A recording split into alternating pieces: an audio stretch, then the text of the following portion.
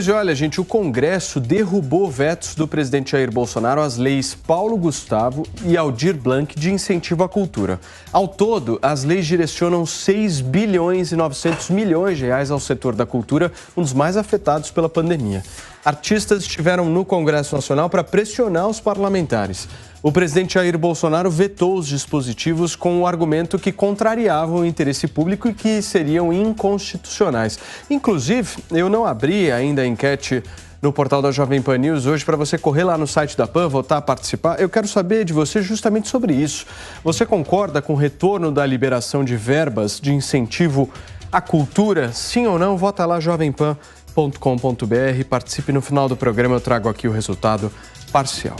Marco, você começa essa rodada, por favor.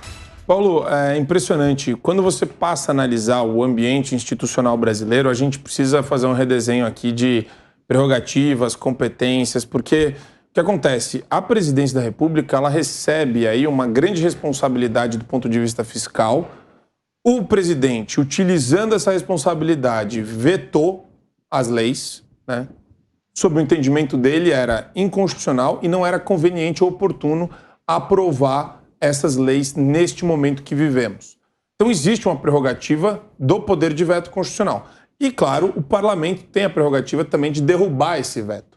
Então o governo ele se vê surpreendido, apesar de você ter lá representantes governistas tentando articular, né, como que esse recurso poderia ser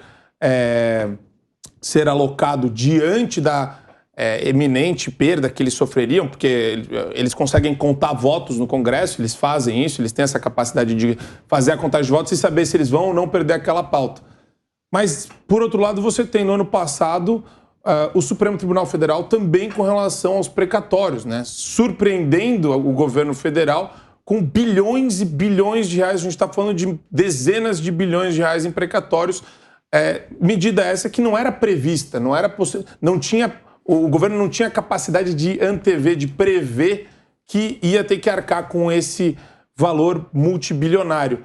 Então, no meu entender, o governo exerceu uma prerrogativa dele de maneira adequada, se utilizando da responsabilidade fiscal, mas perdeu agora para o Congresso. O que a gente tem agora a necessidade de ter que alocar esses recursos dentro de um orçamento que a gente sabe que é limitado. Daí vem o Piperno e fala, mas e a PEC Kamikaze? Você tem exatamente dentro do Ministério da Economia uma equipe que está organizada exatamente para isso. E qual que é o lado bom desse governo em detrimento de um governo socialista de esquerda? É um governo que economiza com custos e gastos da máquina pública, é um governo que aumentou o lucro das empresas estatais, apesar de não gostar delas, né? A gente não gosta, a gente não acha que deveria existir, mas elas tiveram lucro e esse lucro extraordinário proporcionou a possibilidade de utilizar esses recursos nesses programas, mas é o tipo de lei que eu não considero correta, eu não considero adequada, também nem conveniente para o atual momento que a gente vive hoje no Brasil. Agora, Piperno, nós estamos falando aqui de 13 vetos, certo? E inclusive restaurando as leis, tanto Paulo Gustavo quanto Aldir Blanc. Você acha que o Congresso acerta? Eu acho que o Congresso acerta, sim. Até fiquei surpreso por essa decisão, porque, afinal de contas, o Congresso tem se mantido majoritariamente fiel aos interesses do governo por conta da ação do Centrão. Então, eu não imaginava que fosse acontecer isso agora. E já que o governo, né, é tão preocupado, por exemplo, com questões de orçamento, com equilíbrio fiscal, né?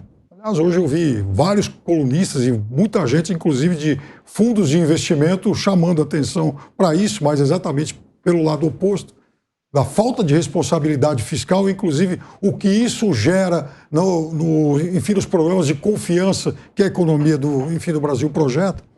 Mas eu espero também, então, Paulo, que o governo, de alguma forma, tente barrar medidas como, por exemplo, tornar impositivas as medidas, as emendas de parlamentares.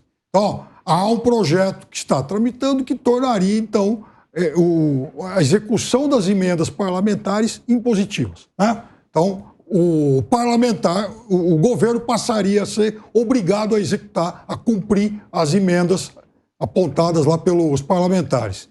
E é claro que isso vai ser mais um liberou geral. Nem estou dizendo que isso seja culpa desse governo agora, embora ele tenha aberto a tranca aí para que o Congresso fizesse o que bem entendesse, principalmente a turma do Arthur Lira. Mas eu espero que o governo una suas forças e consiga vetar mais essa barbaridade contra o orçamento. Conrado, você. Mas nesse aspecto que o Piperno fala, a gente tem que lembrar que isso aí já vem desde o Rodrigo Maia, quando tentou esse semipresidencialismo, chamando as medidas para o parlamento e tirando esse dinheiro todo, né, do orçamento que ficava para o executivo. Uma coisa interessante de nós examinarmos nesse caso da lei Aldir Blanc são dois. Em primeiro lugar, como o Piperno falou também, me chamou a atenção, que ele passou unânime no Senado, né, ganhou de 0.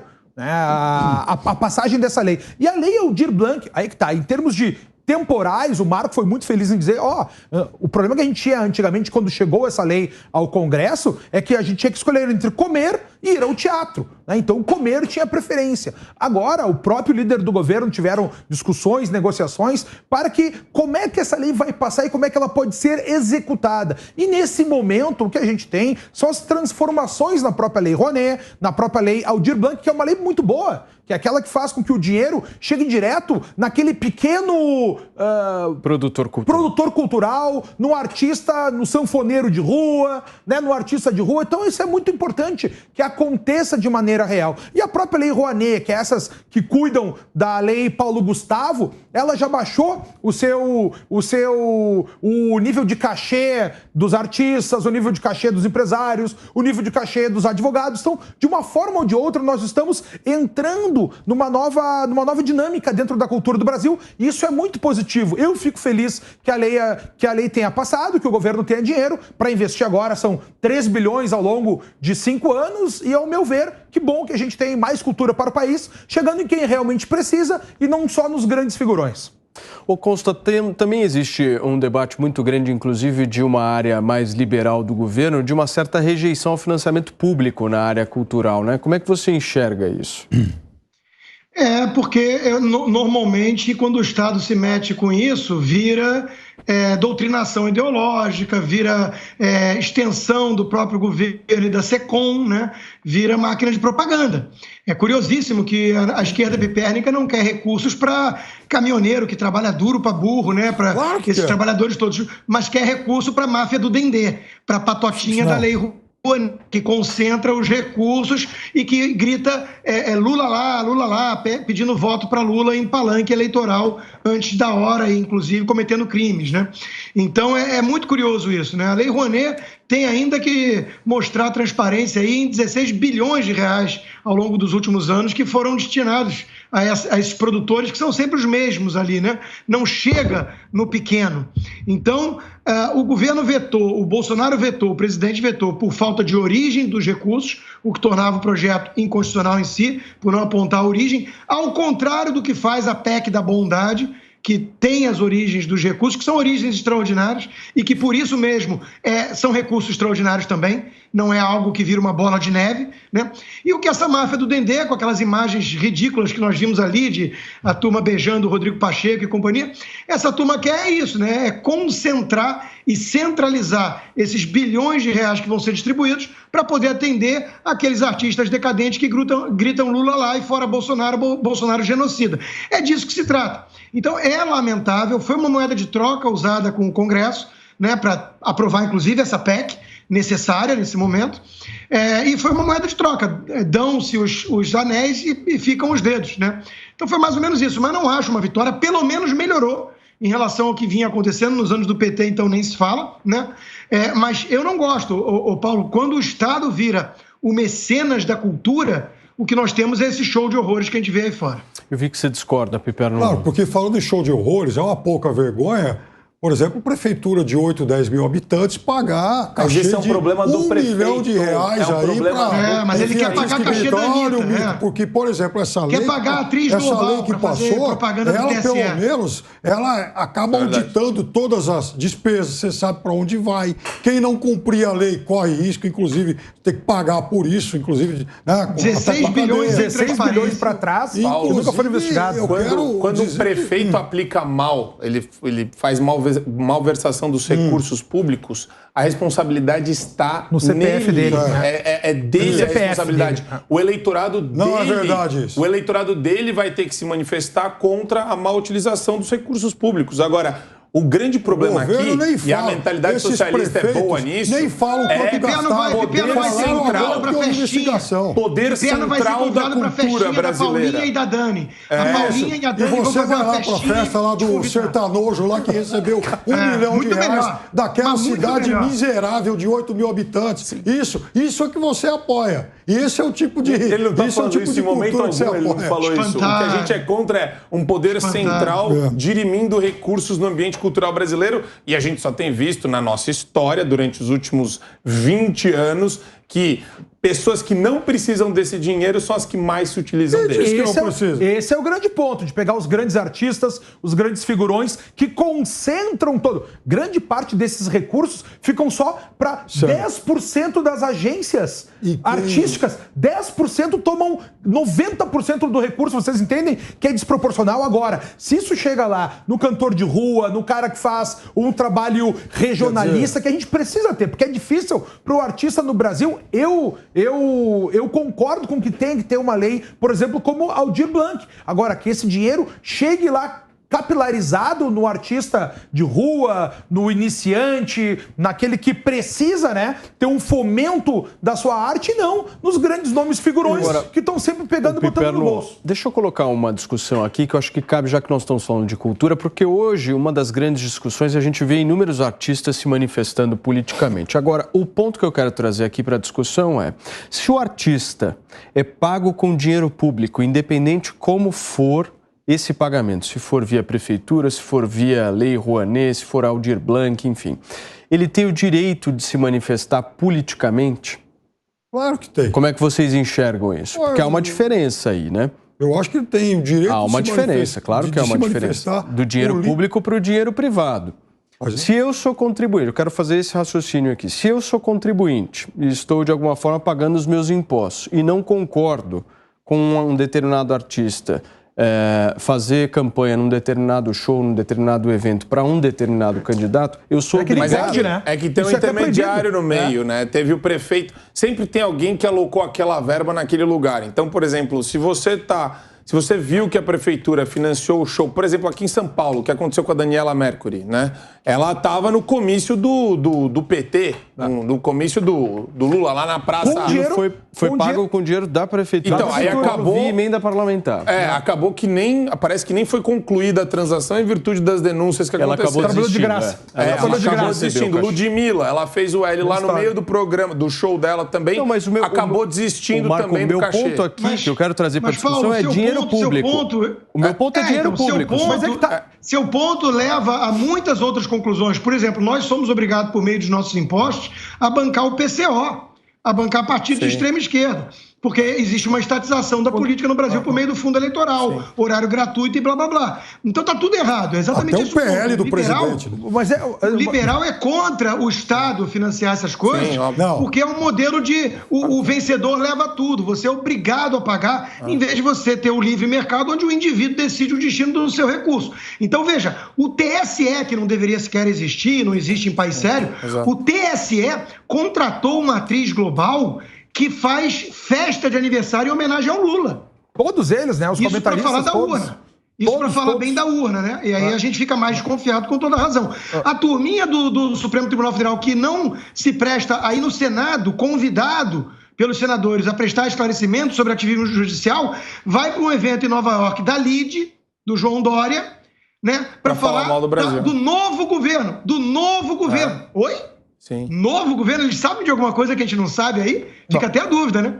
Muito bem, nós estamos ao vivo aqui na Jovem Pan News e são 5h49. Segue, Conrado, por favor. É que assim, se nós pensarmos em termos gerais, os artistas estão recebendo dinheiro público para quê? Para defender seus valores. Então, se a gente pegar os valores liberais, que são aqueles valores defendidos também pelos próprios conservadores, né? A vida, a liberdade, propriedade privada, livre mercado e Estado de Direito. No momento que eles fazem a defesa das suas obras, da sua própria cultura, eu estou falando bem numa análise geral, né? Eles já estão defendendo de uma forma ou de outra, numa ação política, determinado governo. Então, é muito difícil a gente conseguir conseguir desconectar essas coisas, e aí eu acredito que tem que ser dada a liberdade para esses artistas como um todo, e como eu já falei, o meu ponto é que aquele artista iniciante, independentemente da sua visão política, seja beneficiado, não fique só esse dinheiro nos grandes figurões, repetindo as suas estratégias de marketing através das grandes empresas, que são os metacapitalistas, muitas vezes, como o Marco já havia falado aqui, que acabam renovando muitas vezes valores que não são dispostos de toda a população,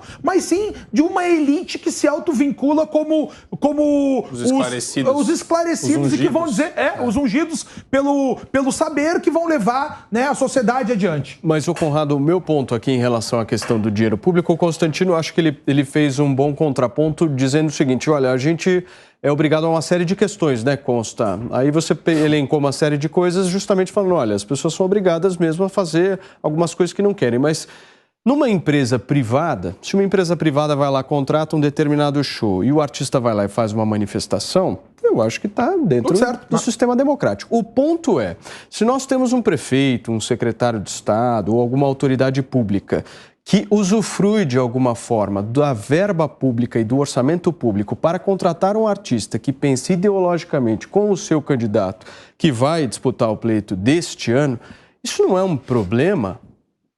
Vocês não enxergam isso como um problema? Não, é que, Paulo, agora... Isso é uma vigarice, né? Não, calma lá. É uma malversação do dinheiro. Exato. Você pode usar isso em benefício eleitoral. Exato. Você pode chegar Mas é o que nós vemos muitas vezes, em muitos casos. Agora, o que a gente tem visto, e agora, aqui não dá para fazer uma defesa tão genérica da classe artística, mas assim, o que eu entendo é o seguinte: agora no período pré-eleitoral e eleitoral, o pessoal está mais crispado com relação a isso, o pessoal está mais atento. Mas o artista, ele só quer ganhar o cachê dele e ir embora. Agora, de novo, se você começar a fazer juízo de valor sobre prefeitura de interior que paga uma fortuna para o show do fulano de tal, se não existe uma lógica econômica por detrás desse show, ou se a prefeitura não consegue reverter isso em benefício, porque às vezes tem essa possibilidade também, não sei, tem que ver, cada caso é um caso. Agora, o que existe é método, aí você vai me desculpar, na esquerda, em drenar recurso do ambiente cultural brasileiro para fazer proselitismo político barato. A esquerda é sim. A direita fez isso a vida inteira. É profissional. Existe método nisso. Fez isso a vida inteira. A direita.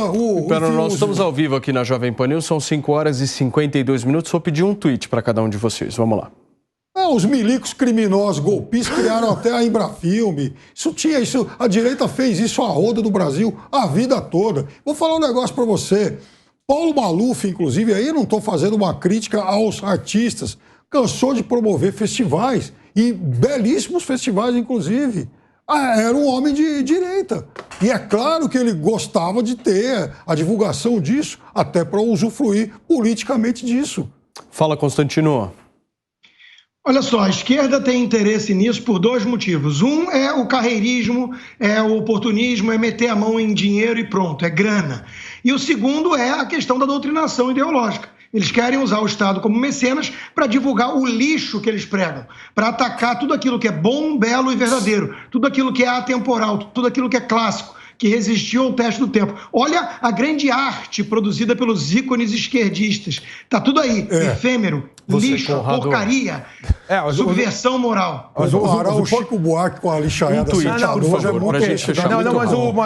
Mas o Constantino foi muito bem em dizer, porque autocultura, o que é autocultura? É exatamente isso. O que eu quero preservar para a próxima geração, que vai ser transmitido através da tradição. O grande problema que a gente tem é que dentro do que se chama de doutrinação, é essa inversão de que a crítica pela crítica, que é a teoria crítica, que é a escola de Frankfurt, traz um certo poder dentro dela. E aí os artistas acabaram entendendo que criticar dava prestígio, que falar mal do que já existia dava prestígio. E é por isso que a gente vê essa grande repetição dentro da esquerda. Vamos dar uma olhadinha aqui. Vou te pedir mais assim, 10 segundos, por favor. 10 segundos. Artista bom não precisa de incentivo e eu sou contra incentivo.